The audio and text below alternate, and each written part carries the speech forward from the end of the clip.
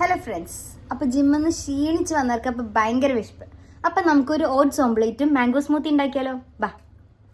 അപ്പം നമുക്ക് mango smoothie ഉണ്ടാക്കാനായിട്ട് ആദ്യം കുറച്ച് നല്ല പഴുത്ത മാമ്പഴം എടുക്കണം. എന്നിട്ട് അതിലേക്ക് കുറച്ച് ഓട്സ്, കുറച്ച് ചിയാ സീഡ്, 2-3 കാഷ്യൂ നട്ട്സ് കൂടിയും കൂട്ടിയിട്ട് അടിച്ച് നല്ല സ്മൂത്തി പരുവത്തിലാക്കി എടുക്കണം.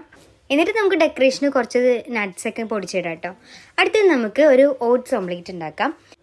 അതിനായിട്ട് കുറച്ച് വെല്ലുള്ളി, കുറച്ച് ക്യാരറ്റ്, കുറച്ച് മല്ലിയില, 2 മുട്ട പൊട്ടിച്ചൊഴിക്കുക. അതിലേക്ക് ഒരു പച്ചമുളക് ചെറുതായിട്ട് അരിഞ്ഞിട്ട് കൊടുക്കുക. എന്നിട്ട് കുറച്ച് ഉപ്പും പാകത്തിന് കുരുമുളക് കൂടി ഇട്ടിട്ട് നന്നായി ഇളക്കണം. എന്നിട്ട് സാധാ ഓംപ്ലേറ്റ് ഉണ്ടാക്കണ പോലെ ഉണ്ടാക്കിയെടുക്കുക.